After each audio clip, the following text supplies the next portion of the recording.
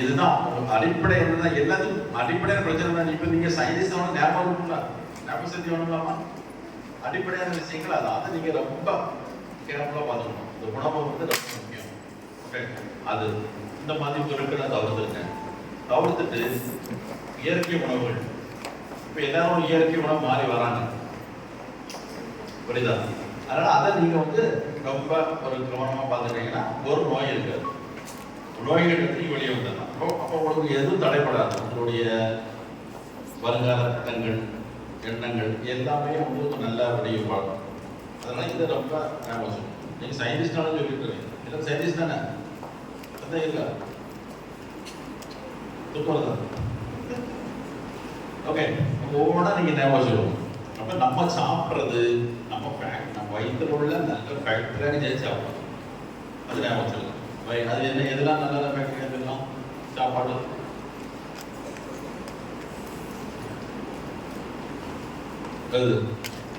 தயிர் சாப்பிடலாம், மோர் சாப்பிடலாம், பழங்கள்.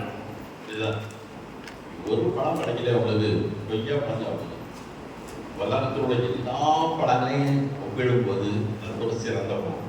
இது கொய்யா பழம். புரியுதா? நம்ம அதை வந்து விலை குறைஞ்சிட்டு பார்க்குறோம், அதனோட சத்து எதுலையுமே கிடையாது. அதனால நமக்கு ஆப்பிள் தான் சாப்பிடணும், கிவி தான் சாப்பிடணும் அது கிடையாது.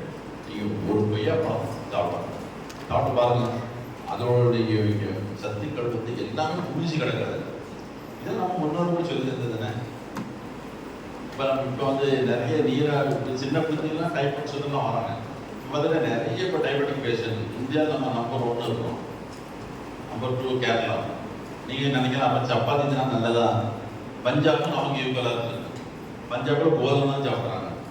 என்ன அடிப்படையான விஷயம் தான்? அப்படி பார்த்து உடல் உழைப்பு இல்லை. நம்ம எல்லாத்துக்கும் மிஷின், ரோபோ. துணி தைக்கிறோமா, உங்கள் அம்மா சொல்லுவாங்க அந்த பொருளை எடுத்துட்டு வா, நான் ஆட் பண்ண நீ போய்டு, நல்ல தரம் எடுத்துட்டு வா. போக மாட்டாங்க. இதை செய்து அந்த கடைக்கு போயிட்டு வா, இல்லை அந்த பொருளை துணி அப்படி இருந்து என் சொல்ல வர. புரியுதா? இன்னைக்கு நம்ம அதை வந்து எதிர்நோக்க வேண்டியிருக்கு. அதனால வீட்டில் வேலையை செய்யணும், இது ரொம்ப முக்கியம். எப்படி இப்போ நீங்கள் பெண்கள் ஆணும் 2 சேர்த்தா சொல்கிறேன். இப்போ பொம்பளை செய்யணும், அப்படி இருந்து அப்படிலாம் கிடையாது. வீட்டில் வந்து அம்மா சொன்ன வேலையை கண்டிப்பாக செய்யணும். நீங்கள் வந்து வேலையாக செய்தால் அடிமை, வேலையை கலையாக செய்தால் ராணி. ராணியாக இருக்கணும், அடிமையாக இருக்கணும். ராணியாக இருக்கணும். அதை நீங்கள் வேலைன்னு நினைக்கக்கூடாது. ஏன்னா நீங்கள் பெரும்பாலும் நோய்கள் வர்றதுக்காக நம்மளுக்கு உடல் உழைப்பு இல்லாதனால தான். நம்ம நடக்க மாட்டோம், ஒரு எக்ஸசைஸ் செய்ய மாட்டோம், வீட்டில் அம்மா ஹெல்ப் பண்ண மாட்டோம். இப்போ நம்ம பழக்கம்னா இங்கிருந்து பக்கத்து கடைக்கு போதுக்கு வண்டி தான் இருக்கும். ஏன்னா இன்னைக்கு நம்ம நாடு எதிர்கொள்ளக்கூடிய முக்கியமான பதில சுகருக்கு, டயபெட்டிக் இருக்கு. அது எப்படின்னா உள்ள வந்து இன்சுலின் சொல்லுவாங்க, எதிர்ப்பு தன்மை எதிர்ப்பு செல்லுக்குள்ள போகாது, அவ்வளவுதான். ஏன் போகாது? உடல் உழைப்பு இல்லை நமக்கு. அப்புறம் அதை நம்ம கவனிக்காம விடுறதுதான். வெளியே இருந்து இன்சுலின் போட வேண்டியது. இப்போ டைப் 1 சொல்லுவாங்க, டைப் குழந்தைகளுக்கு வரும். அதை டைப் 1 சொல்ல நம்மளுக்கு இன்சுலின் சுரப்பே இருக்காது. அப்ப என்ன சொல்றாங்கன்னா முக்கியமான விஷயம் என்ன ஒரு விஷயம்னா பசிக்காம சாப்பிடக்கூடாது. பசிக்காம சாப்பிடக்கூடாது. சில பேர் என்ன கொடுத்தாலும் எப்போ வேணாலும் சாப்பிட்டு இருப்பாங்க. இப்போ சாப்பிட முடியுமா? இந்த சாப்பிடு, இந்த சாப்பிடு, அப்படி இருக்கக்கூடாது. புரியுதா? அது ரொம்ப முக்கியம். உடலுக்கு அடிப்படையான விஷயமா தான். திருக்குறள் அதான் அழகா சொல்லிடலாம். மருந்தென வேண்டாமா யாக்கி அடுத்தது திருக்குறள் மருந்தென வேண்டாம் யாக்கி அறிஞ்சது அச்சமே போச்சு. இந்த உடம்புக்கு மருந்தே வேண்டாம். எப்போ ஒரு உணவை சாப்பிட்டு ஜீரணிச்சு அடுத்து பசிச்சு சாப்பிட்டா என்ன செய்யலாம்? மருந்தே வேண்டாம். நான் அப்படி செய்யணும். இப்போ கல்யாண வீட்டில் ஒரு பாயசம் போடணும், வேலையை மறக்கணும், அடுத்தது கொண்டு வராம தெரியுத பார்ப்போம். அடுத்து 3வது இன்னும் ஏதோ வருது, சந்திக்கிறோம் இல்லையா? அப்போ அதிகமான நமக்கு தேவையான விஷயம். ஐஸ்கிரீம் சாப்பிடுவோம், பழம் சாப்பிடுவோம், போலுக்கு வெளியே பாப்கார்ன் ஒரு எதையும் பண்ணுறது இல்லை. அப்போ எப்படி உடம்பு சப்போர்ட் பண்ணணும்? அதை இப்போ நீங்கள் வந்து மைண்டில் வச்சுக்கணும். ஏன்னா இப்போ வந்து நீரிழிவு நோய் ரொம்ப அதிகமாக வந்துட்டு, அது மாதிரி புற்றுநோய்கள் பார்த்தீங்கன்னா எண்ணிக்கை கூட்டிகிட்டே தான் வருது. என்ன காரணம்? நம்ம கிட்ட தீதும் நன்றும் பிறதரவா. நம்ம தான் எல்லாத்துக்குமான காரணமே நம்ம. நம்ம அதை என்ன செய்யணும், இனிமேல் பசிக்கும். இன்னொரு விஷயம் தெரியுமா, 3 வேளை சாப்பிட்டா அவசியம் கிடையாது. அது நிறைய பேருக்கு தெரியாது. நம்ம மைண்ட் செட்டிங், காலையில் சாப்பிட்டாச்சா, பசிச்சா அடுத்த சாப்பிடுங்க, இல்லை வேஸ்டா போயிடும், 2 மணி ஆச்சு 3 மணி ஆச்சுன்னா. அதே போல தண்ணி அதுவே குடிக்கணும். தண்ணி ஒரு மெடிசன், புரியுதா? சிலர் தண்ணியே குடிக்க மாட்டாங்க. தண்ணி அதே மாதிரி ரொம்ப அவசியமான விஷயம். சாப்பாடு அப்படிதான், பசிக்கும் போது சாப்பிடணும். அப்படி பார்த்தா நீங்க ஒரு டாக்டரையும் பார்க்க வேண்டாம். நான் ஏன் சொல்லணும், இப்போ எல்லாமே மருத்துவத்துறையில் இருக்கிறனால சொல்லுவோம். மருத்துவத்துறையில் இருக்கும்போது சின்ன சின்ன குழந்தைகள் வரக்கூடிய கை கால் வலிகளாக இருக்குது, அல்லது போலி வயது சரி இருக்காது, இந்த மாதிரி ஞாபகம் இருக்காது, ரத்த சோகையாக இருக்கும், அனிமிக்காக இருக்கும், ரத்தம் இருக்காது. இதெல்லாம் என்ன காரணம்? உடம்பு கரெக்டாக வேலை செய்யும். புரியுதா? நம்ம உடம்பை கரெக்டாக வேலை நம்ம செய்ய விடுறது இல்லை. இப்போ மொபைல் போனால் நோண்டிகிட்டே இருப்பாங்க, நோண்டிகிட்டே இருப்பாங்க, டைம் போகிறதே தெரியாது. அது என்ன செய்யும், உடல்நிலை பாதிக்குது, கண்ணை பாதிக்குது, நம்மளோட பிரெயினை பாதிக்குது, நம்மளை எந்த வேலை செய்யக்கூடாது. புரியுதா? அப்போ அதே நம்ம ஒரு கட்டுப்பாட்டில் வைக்கணும். அப்படி வச்சா தான் உங்களுக்கு சரியாகும். விளையாடுங்க, நல்லா விளையாடுங்க, ஸ்போர்ட்ஸு இதில் பயன்படுத்திக்கணும். அடிப்படை விஷயமே உடல் ஆரோக்கியம். இது இந்த நிகழ்ச்சியே கருத்து தான். உங்களோட உடல் ஆரோக்கியம் அப்படி இருக்கு. உடல் நல்லா தான் எதுவும் செய்ய முடியும். அடிக்கடி காய்ச்சல் வருது, தலைவலி வருது, லூஸ் மோஷன் ஆகுது, சளி வருது, நம்மளுடைய நோய் எதிர்ப்பு சக்தி குறையுது. அது உணவருந்தே சரி பண்ணலாம். உணவருந்தே சரி பண்ணலாம். எல்லா உணவுகளையும் நம்ம வந்து சமமாக எடுத்துக்கணும். இந்த மாதிரி நம்ம கலராக தெரியக்கூடிய கேசரின்னு பேர் ஏதாவதுன்னா குங்குமப்பூ. கேசர்னா குங்குமப்பூ. குங்குமப்பூட்டு கலைக்கு வரக்கூடிய கலர் தான் கேசரி. புரியுதா? நம்ம மஞ்சள் பொடி மஞ்சள் கலர் போடுறோம், சோப்பை போடுறோம், கொஞ்சம் எப்படி நோய் வராது. இப்போ நீங்கள் வந்து கடையில் பார்க்குறீங்க சிக்கன் 65 இதெல்லாம் கலர் பொடியாக தெரியுதா? இதுதான் பிரச்சனை. அந்த கலர் கையில் ஒட்டினாலே போகாது, பெட்ரோல் கையில். இப்போ குடல் சாப்பிட்டா என்ன ஆகும்? இந்த மாதிரி கலர்கள் எதனால வீட்டில் வசதி சாப்பிடுங்க. புரியுதா? அது ஒன்று. அது ரொம்ப கவனமாக பார்க்கணும். அது சிலர் தும்மும்போது நான் தும்மும்போது கை வச்சு தும்மக்கூடாது. தும்மும்போது புரியுதா? தும்மல் வந்துதான் கிளாஸ்லாம் தும்மல் இப்படி கையில் வச்சுக்கிட்டு இந்த கிருமியில் ரெண்டாவது பக்கத்தில் வளர்ந்து தடவிட்டு எப்படி இருக்கக்கூடாது. புரியுதா? இப்படி தும்மணும். அதே போல முக்கியமான விஷயம், கருத்து முக்கியமான விஷயம் நிறைய பேர் இருக்கிறீங்க. யூரின் கண்ட்ரோல் பண்ணக்கூடாது. யூரின் வந்தால் போகணும். இது ஒரு முக்கியமான விஷயம். ஏன்னா பின்னாடி பல நோய்கள் வர்றதுக்கு அது காரணமாக இருக்கும். அது ரொம்ப முக்கியம். சில பேர் சொன்னாங்க தண்ணி குடிச்சா தானே போகணும் அப்படின்னு நினைப்பாங்க. தண்ணி குடிக்க மாட்டாங்க. தண்ணி குடிக்கிற என்ன சிறியருக்கு சரியாக வேலை செய்யாது. அப்போ அதையும் நீங்கள் மைண்டில் வச்சுக்கணும். அது உடல்நலம் ஆரோக்கியங்கிறது அதான். நம்ம உடம்பை நம்ம பாதுகாத்தா பார்த்தீங்கன்னா ஒரு பிரச்சனையும் இல்லை. பசிக்கும்போது சாப்பிடணும், தாகம் எடுக்கும்போது தண்ணி குடிக்கணும், இந்த கலராக தெரியும் தவிர்த்தரணும். பொதுவாக அந்த மைதாக்கள் அந்த மாதிரி கேக்கு இதெல்லாம் வந்து முடிஞ்ச அளவு தவிர்த்தரும். இதுக்கான இயற்கை உணவு நிறைய இருக்கு. புரியுதா? இதுக்கான இயற்கை உணவு நிறைய இருக்கு. அதை நீங்கள் பார்த்துக்கணும். தொழில் நேரத்தை முடிவு எடுத்துடலாமா? அப்போ என்னென்ன சுவை சொல்லியிருந்தாங்க அதுதானே? தோப்பு சுவை என்னங்கிறத இருக்கும்.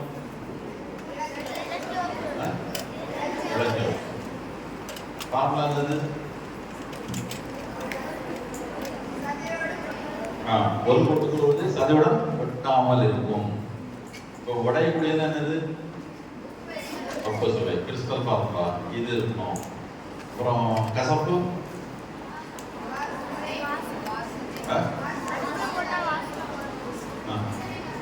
கசப்பு ரொம்ப சிம்பிள். தீயில போட்டால் வாசனையும் புகையும் இருந்தால் அது கசப்பு சுவை. அவ்வளோதான். அந்த மாதிரி நறுமண பொருட்கள் அதுலேயும் பொருட்கள்லாம் இருக்கு. அதுலேயும் பேக்கரி இருக்கு, எல்லாமே இருக்கு. எல்லா பொருட்களும் அதை வந்துடும். அதை நீங்கள் பார்த்துக்கணும். இது அடிப்படையாக வச்சுக்கணும் உடம்பு. புரியுதா? அதுக்கு பிறகு அந்த உணவை மாற்றிட்டாங்க. நான் சொன்னது முதல்ல சொன்னாங்க உங்கள் உடம்பு நல்லா இருக்கான்னு கேட்டாங்க, இதயம் நல்லா இருக்கா, எல்லாம் நல்லா இருக்கான்னு வந்துட்டாங்க. அது ஒரு மனம் நல்லா இருக்கும்னு சொன்னாங்க. இப்போ வந்து மண் நல்லா இருக்குன்னு போங்க. கொரோனாக்கு பிறகு இந்த மண் நல்லா இருந்தால் நம்ம நல்லா இருக்க முடியும் அப்படின்னு வேற கெமிக்கல்ஸ் கெமிக்கல்ஸ் அதை பயன்படுத்துகிறாங்க. இந்த மாதிரி உள்ளதை நீங்கள் மேலே வச்சுக்கணும். மேலே ஒரு முடிவு எடுத்துடலாம். நம்ம சயின்ஸ் ஆக போகிறது உறுதி. ஓகே. இப்போ நம்ம ஆரோக்கியத்தை பார்த்துக்கணும். நல்லா பசிக்கும் போது சாப்பிடணும், தேவையில்லாத உணவுகள் வந்து சாப்பிடக்கூடாது, எது கிடைச்சாலும் சாப்பிடக்கூடாது, எந்த பழமும் கிடைக்காட்டா கொய்யா பழம் சாப்பிடணும். கொய்யா பழங்கள் வந்து பெஸ்ட்டு, எல்லா சத்துக்களோட அது ரொம்ப சத்து இருக்கு, அதை நீங்கள் மைண்டில் வச்சுக்கணும். ஓகே, அவன் பவுடர்லாம் போடணும் அவசியம் கிடையாது, இல்லை பவுடர் வழக்கம் அது வேண்டாம். இயற்கை அழகாக இருக்கும், எல்லாரும் அழகாக தான் இருக்கீங்க. ஓகே, அதனால் அது வந்து மைண்டில் வச்சுக்கணும். இயற்கை செயற்கை அந்த லிப்ஸ்டிக் போடுறது அது போடுறது எல்லாம் கெமிக்கல்ஸ் வேண்டாம், அது கொஞ்சம் வெளியே வர பார்க்கணும். வந்தால் தான் நம்ம வந்து சரி ஆரோக்கியமாக இருக்க முடியும். புரியுதா? பாத்திரம் பார்த்து அடிக்கடி பார்க்கணும். சரி, உங்களுடைய பணிகள் என்ன? இந்த சமுதாயத்தை நீங்கள் என்ன செய்ய போறீங்க? இப்போ வந்து ஒரு சமீபத்தில் ஒரு புக்கு படிச்சேன். அவங்க யார் எழுதுனா நம்ம நடிகை மனிஷா கோயலான்னு சொல்லிட்டு ஒரு நடிகை, ரொம்ப பேர் தெரியுமா தெரியாது, அது கீழ், அந்த புக்கு பேர் கீழ்னு புக்கில் இருக்காங்க. கீழ் how to cancer due to need life அப்படின்ட்டு. அவங்களுக்கு வந்து புற்றுநோய் வந்து, அவங்க மிகப்பெரிய நடிகை, அவங்களுக்கு புற்றுநோய் இருக்குது. புற்றுநோய் வந்து அந்த புற்றுநோயிலிருந்து அவங்க மீண்டு வராங்க. புற்றுநோயிலிருந்து மீண்டு வந்தாச்சு. வந்த பிறகு அந்த ஹாஸ்பிட்டலில் இருக்கும்போது டாக்டர் வராங்க, அவங்க பேர் விக்கி மேக்கா அந்த டாக்டர் பேர். அவங்க வந்து சண்டே வந்து இவங்களுக்கு கவுன்சிலிங் கொடுக்குறாங்க, ஆற்றுப்படுத்துதல் வந்து நிறைய புற்றுநோயாளிகள் இருக்கிறாங்க, அதோட சக்தி வந்து இருக்கிறாங்க. ஞாயிற்றுக்கிழமை வந்து அப்படியே அவங்களுக்கு சொல்கிறாங்க, இது ஒன்றும் பிரச்சனை இல்லை, சரியாயிடும், உங்களுக்கு புற்றுநோய் வராது, இதெல்லாம் மாற்றுங்க அப்படின்னு சொல்லியிருக்காங்க. அப்போ இந்த நடிகை கேட்குறாங்க அவங்கள்ட்ட, சரி நீங்கள் வந்து இன்னைக்கு சண்டே லீவு, உங்களுக்கும் குடும்பம் இருக்கும், பிள்ளைகள் இருக்கும், அதெல்லாம் விட்டுட்டு எங்களுக்கு வந்து நீங்கள் வந்து கவுன்சிலிங் கொடுக்குறீங்க, உங்களுக்கு நாங்கள் என்ன செய்யணும், உங்களுக்கு நாங்கள் என்ன கைமாறு செய்யலாம் அப்படின்னு. அதுக்கு அந்த டாக்டர் சொல்கிறாங்க, நீங்கள் இவ்வளோ கஷ்டப்பட்டு வந்துட்டீங்க, எங்களுக்கு நீங்கள் என்ன செய்யணும் விரும்புன்னு கேட்குறீங்களா கைமாறு, நீங்கள் ஒன்றும் செய்ய வேண்டாம், இன்னொரு இடத்துக்கு நீங்கள் நன்மை செய்யுங்க. அதான் அது உங்கள் மனசில் பார்த்தீங்க. நம்மளுடைய எந்த ஒரு முயற்சிகளாக இருந்தாலும் சரிதான், இன்னொரு காலத்துக்கு நன்மை செய்யணும். இதுதான் முடிஞ்ச அளவு. அப்படிலாம் பார்த்தா நம்மளுடைய பாரதிய பணி மிகப்பெரிய பணி. இந்த மாதிரி ஒரு வாய்ப்புகளை கொடுத்து உருவாக்குறதுக்கு அதையும் போல நீங்கள் இன்னொரு அளவுக்கு நன்மை செய்யணும். இதை நீங்கள் மனசில் சொல்லணும். நம்ம படித்தோம், நம்ம தான் சரியாயிட்டோம் அப்படின்னு அடையும். நமக்கு முடிஞ்ச அளவு இன்னொரு அளவுக்கு நம்ம நன்மை செய்தாலே போகும். இதுதான் நீங்கள் அவங்களுக்கு செய்ய முடியும். உங்களுடைய பெற்றோருக்கோ, உங்கள் ஆசிரியருக்கோ, உங்களுடைய வழிகாட்டிக்கோ நீங்கள் செய்ய வேண்டியது வந்து இதுதான். இன்னொரு அளவுக்கு நன்மை, சிம்பிள், அவ்வளோதான் லைஃப். ஓகே, அதனால் வந்து நல்லா விடும். ஒரு மீன் இருக்குன்னு வைக்கலாம், ஒரு மீன் வந்து இறந்து போச்சு, செத்து போச்சு, அது தண்ணியோட போமா வேணுமா? உயிருள்ள மீன் மட்டும் தான் எதிர்நீச்சல் போகும், மூச்சு முட்டும், ஆனால் அது போட்டு போகும். நீங்களும் உயிருள்ள மீன், புரியுதா? எதிர்நீச்சல் போடணும், கொஞ்சம் மூச்சு மட்டும் தான் செய்யும். அப்போதான் நீங்கள் நினச்ச இடத்துக்கு போகலாம். மனசு வந்து சோர்வு அடைஞ்சிடக்கூடாது, இது நம்மளால் முடியுமா முடியாதா அப்படி கேட்கக்கூடாது. எல்லாத்துக்கும் எல்லா விதமான திறமைகள் இருக்கு உங்கள்கிட்ட, புரியுதா? உங்கள் கையில் தான் அது இருக்குது. உங்களுடைய வளர்ச்சி வந்து உங்கள் கையில் தான் இருக்குது. அதை நீங்கள் வந்து மைண்டில் வச்சுக்கணும். இன்னிலேருந்து புது ஆட்கள் இங்கேருந்து இந்த கேம்பை விட்டு வெளியே போகும்போது ஒவ்வொருவரும் புது சிந்தனையோடு இருக்கும். நீங்கள் ஏதோ ஒரு விஷயம் கிடச்சிருக்கு, இங்கேருந்து நமக்கு கிடச்சிருக்கு, ஒரு ஊக்குவிக்கணும்ல. இன்னைக்கு வந்து ஒரு மாற்றம் வருது, நான் இதெல்லாம் செய்ய போகிறேன், சரி சொல்லியிருக்காங்க, இதெல்லாம் நம்ம கண்டிப்பாக செய்வேன், புரியுதா? அப்போ தான் உங்களுடைய விஞ்ஞானம் மனப்பாடம் வளரும். நீங்கள் வந்து விஞ்ஞானிகள் லிஸ்ட் எடுத்து பார்த்தீங்கன்னா, நீங்கள் பாருங்கள், டிஸ்னெல்லாம் இருக்கும், இந்தியாவே ரொம்ப கம்மியாக இருக்கும். ராமன் பட்டு 1-2 அப்படி தானே? ஏன் அவங்க ரொம்ப இதாக வராங்க? யோசிச்சிருக்கலாம். அது நம்ம இந்திய விஞ்ஞானிகள் பேர் பாருங்க ரொம்ப கம்மியாக இருக்கும். ஏன்? நீங்கள் வந்து தாண்டி சிந்திக்கணும். எதுவுமே ஒரு வட்டத்துக்குள்ள வந்துடக்கூடாது. இப்போ அமெரிக்க பிள்ளைகள் படிக்க தெரியுமா? பூமி, நீங்கள் படிப்பீங்க பூமி உருண்டை, அங்கே பாடம் எப்படி வச்சுருப்பாங்கன்னா பூமி உருண்டை என்று சொல்லப்படுகிறது தான் வச்சுருப்பாங்க. பூமி உருண்டை, நம்ம அப்படி உருண்டை எழுது முடிஞ்சு சிந்திக்க மாட்டோம். அடுத்த கட்டம் என்ன, அதை நோக்கி உங்களோட வேலை போகணும். அங்கே அப்படி தான் வச்சுருப்பாங்க பாடங்கள். அப்போ தான் அவங்க சிந்திப்பாங்க, உருண்டை இல்லையோ அப்படின்னு சொல்லி யோசிக்க ஆரம்பிப்பாங்க. சரி, அடுத்த ஆய்வு அதுக்கு என்ன காரணங்கள் அப்படின்னு பண்ணிடுவாங்க, புரியுதா? அப்போ அதை தாண்டி போகணும். இப்போ நீங்கள் சின்ன குழந்தைகளே இல்லை, எல்லா இதுலையும் இருக்கிறீங்க, எந்த வட்டத்துக்குள்ளும் கொடுத்துடக்கூடாது. எந்த வட்டம் சொல்றது எதுவானா இருக்கலாம், நம்முடைய சினிமாவாக இருக்கலாம், இல்லை ஏதாவது ஒன்று இருக்கலாம், புரியுதா? இல்லை ஓகே. அதே போல முக்கியமான ஒரு விஷயம், எப்பவுமே இன்னொரு ஆளை போல செய்யக்கூடாது. இதுதான் அவங்க வாழ்க்கையில் முக்கியமான ஒரு பாடம். புரியுதா? அதே போல எப்பவுமே பிரதிபலிக்கும். போல செய்வது வேற, லைக் தட். பிரதிபலிக்கிறதுங்கிறது வேற. இப்படிதான் ஒரு புக்கு இருக்கு. ஒரு ஆள் சித்த வைத்தியர் மாதிரி ஒரு ஆள் டாக்டர், அவர் ஒரு மருந்து படிக்கிறார். படிச்ச உடனே இந்த மருந்தெல்லாம் சேர்த்து கரடி நீர் விட்டு, அதாவது கரடினுடைய செந்நீர் விட்டு அரைச்சா 3 வியாதி, வாத பித்த கவனம் சொல்லுவாங்க, அந்த 3 வியாதியும் போயிடும் அப்படின்னு சொன்னா இவருக்கு படிச்சோட ரொம்ப ஆர்வம் ஆயிட்டாரு. சார், ஒரே மருந்துல என்ன வியாதி பண்ணுவாதான், இந்த நீரை எப்படி இருக்குன்னு சொல்லிட்டு கரடி நீருக்கு வந்து அலையிறாரு. சர்க்கஸ் கேட்காரு, கரடி நீர் கிடைக்குமாங்க, என்ன கேட்ட இப்படி மருந்து தயாரிக்க வேண்டியிருக்கு, அது கிடைக்குமா கேட்கிறாரு. அதனால கரடி எப்போ யூரின் வந்து யார் பாப்பா, கஷ்டம். பார்சல் கேட்கான், எப்படி கிடைக்கும் கிட்டத்தட்ட 1 வருஷம் ஆகிட்டு மனசு இந்த கரடி நீர் கிடைக்கவே இல்லை. ரொம்ப சோர்வாகிட்டான். சோர்வாருன்னு ஒரு மருத்துவர் பார்க்கலாம். இப்போ சார், இப்படி ஒரு அருமையான மருந்து கண்டுபிடிச்சிருக்கேன், இதை அரைக்கிறதுக்கு வந்து கரடி நீர் வேணும். அவர் எங்கே படிச்சுங்க, எந்த புக்கை படித்தார், புக்கை எடுத்துட்டா பார்ப்போம் அப்படின்னா புக்கை எடுத்துட்டு கொடுத்தான். அது படித்து பார்க்காரு. அது என்ன போடுறதுன்னா, அதில் வந்து இந்த மாதிரி பொருட்களை போட்டு காடி நீர் விட்டு அரைக்கணும். காடி நீர் இருக்குல்ல, அது என்னன்னா அந்த பிரிண்டிங் மிஸ்டேக்கில் சின்ன புள்ளி வந்துது துணை இடத்துல, அதான் அவனை ரான் நினச்சிட்டான். காடி வருதுல, காடி நீர், அந்த ராக்கு அந்த துணை இடத்துல சின்ன புள்ளி பிரிண்டிங் மிஸ்டேக்கில் இருந்தோம்னா இவன் ரான் படிச்சுட்டான். அதை கரடி நீர் அது மட்டும் 1 வருஷம் காத்திருந்துருக்கான். காடி நீர் காடியை படிச்சுதானா அன்னைக்கே மருந்து தயாரிச்சிருப்போம். இதான் நம்ம சொல்றது, யாரையும் பின்பற்றக்கூடாது. புரியுதா? நீங்க உள்வாங்கி பிரதிபலிக்கிறது. மாணவன் வந்து அதே போல பின்பற்றுவான், சீடர்கள் வந்து பிரதிபலிப்பார். நீங்க உள்வாங்கி பிரதிபலி. ஏன்னா இப்போ வீட்டில் 2 குழந்தை இருக்குவீங்கன்னா 2 ஒரே மாதிரி சிந்திக்காது. ஒவ்வொரு ஆளுக்கும் ஒவ்வொரு சிந்தனை இருக்கும், ஒவ்வொரு எண்ணங்கள் இருக்கும். நீங்க தனித்திறமையா இப்ப பாருங்க, நிறைய பேர் வந்து டாக்டர்ஸ் இருப்பாங்க. சில டாக்டர்கிட்ட மனம் வந்து குணமாயிடும். நேற்றுக்கே நான் ஒரு மேனேஜர் போகிறோம்னு ஒரு மாஸ்டர் வந்து பேசுகிறேன். இப்போ வந்து சொன்னார், சார் எனக்கு காது ஒரு சின்ன பிரச்சனை, நான் வந்து என்ன ஹாஸ்பிட்டல் போனேன், இங்கே போனேன் 5 வருஷமும் சாப்பிட்டு இருந்தேன். ஒரு ஹோமியோபதி டாக்டர் 1 வாரத்தில் சரி பண்ணி தந்துட்டாரு அப்படின்னு. புரியுதா? அப்போ டாக்டர் நிறைய இருக்கிறாங்க. அது ஒரு கதை ஒன்று, அதை சொல்லிட்டு நம்ம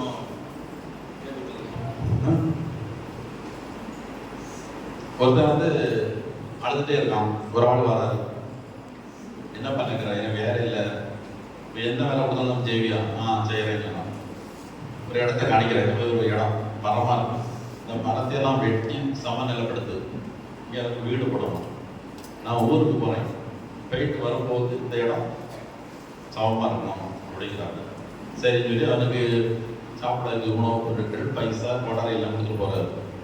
ஒரு வாரம் கழிச்சு வராது. 1 வாரம் கழிச்சு வரும்போது அழுதுகிட்டே இருக்கும். அப்படி என்ன வேலை செய்யணும்? சார், வேலை செய்தேன், பின்னே மரம் பாதி தான் வெட்டியிருக்கா, பாதி வெட்டலை. முதல் நாள் 10 மரம் வெட்டிட்டேன், சரி. 2ஆம் நாள் 5 மரம் வெட்டினேன். 2வது 2 மரம், 1 மரம் வெட்ட முடியல. அப்போ நீ வேலை செய்யறியா? நீங்கள் பக்கத்தில் கேட்டு பாருங்க, நான் கடுமையாக உழைச்சேன், காலையிலேருந்து சாயங்காலம் மரம் வெட்டினேன், ஆனால் எனக்கு வெட்ட முடியல.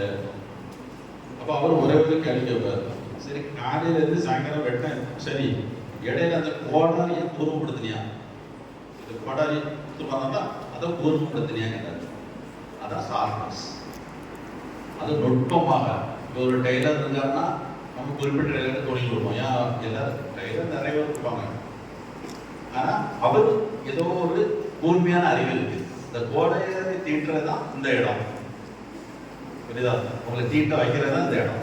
இந்த இடத்த நீங்க பயன்படுத்திக்கணும். ஆனால் எல்லாரும் மேலே படித்தோம் அப்படிலாம் ஒன்றும் கிடையாது. அந்த கூர்மையான அறிவை வளர்த்தக்கூடிய இடம் தான் ஃபாதர் அந்த வாய்ப்பை கொடுக்குறாங்க. அதை நீங்கள் எல்லாம் நல்லா பயன்படுத்தி இடம் விஞ்ஞானிகளுக்கு ஒரு கேட்டுக்கொள்கிறேன். நன்றி, வணக்கம்.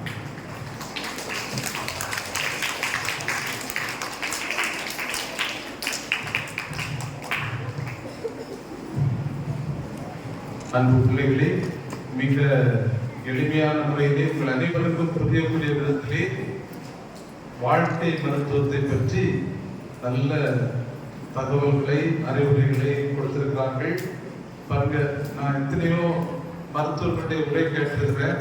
அந்த சுவை பற்றி சொல்லி தந்தாங்க பாத்தீங்களா? 56 வயசு இன்னைக்குதான் எனக்கு தெரியுது. உண்மையில டாக்டர் இதுவரை எனக்கும் தெரியாது. உங்களுக்கு இப்பவுமே அந்த அறிவு கிடைச்சிருக்கு. அதுல இருந்து நீங்க ரிசர்ச் பண்ணலாம். பாத்தீங்களா? What is the role of taste? Taste பற்றி யாருமே ரொம்ப ரிசர்ச் பண்ணல. நம்ம டேஸ்ட் பண்றோம். டேஸ்ட் பற்றி ரிசர்ச் பண்ணிருக்கோமா? ரொம்ப குறைவு. பாருங்க, டேஸ்டுக்கும் ஹெல்த்துக்கும் எவ்வளவு தொடர்பு இருக்குன்னு சொன்னாங்க. சோ அதை பற்றி நீங்க ரிசர்ச் பண்ணலாம். ஓகேயா? இந்த நேரத்துல நமக்கு இன்னும் 2 டாக்டர்ஸ் வந்திருக்காங்க. சரி, அதுக்கு முன்னாடி நம்ம அனைவரும் சார்பாக மீண்டும் ஒரு முறை டாக்டர் அதியன் அவர்களுக்கு கரவொலி, பயங்கரமான கரவொலி சேர்த்து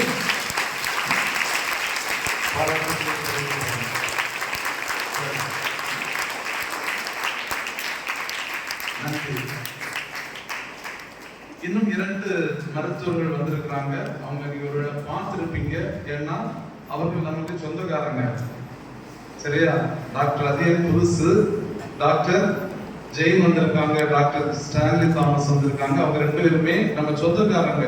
ஏன்னா அவங்க நம்முடைய போர்டு மெம்பர்ஸ், நம்முடைய NCA அமைப்பினுடைய வாரிய உறுப்பினர்களாக பல ஆண்டுகளாக பணியாற்றி கொண்டிருக்கின்றார்கள். அது மட்டுமல்ல, முன்னாடி மாவட்ட அளவில் அவர்கள் NCA பொறுப்பாளர்களாக இருந்தவர்கள்.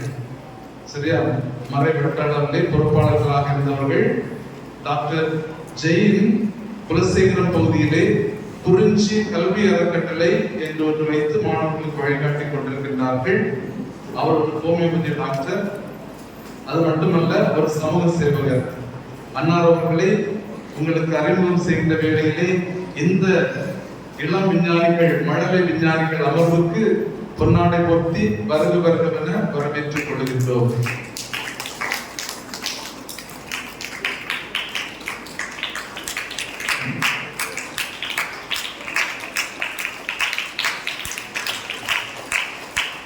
அடுத்தபடியாக டாக்டர் ஸ்டான்லி தாமஸ் அவர்கள் முன்சிறை சித்தா மருத்துவக் கல்லூரியிலே பேராசிரியராக இருக்கின்றார்கள். நல்ல ஒரு சித்த மருத்துவர்.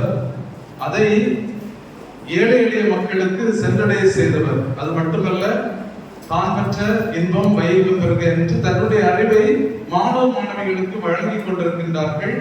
அன்னார் அவர்களும் தொடக்கத்திலிருந்தே நம்முடைய NCAவுக்கு வழிகாட்டியாக, பொறுப்பாளராக இருந்து இன்று வாரிய உறுப்பினராகவும் இருக்கின்றார்கள். அன்னார் அவர்களை உங்கள் அனைவர் சார்பாகவும் வருக வருகவென பொன்னாடை போர்த்தி வரவேற்கின்றோம்.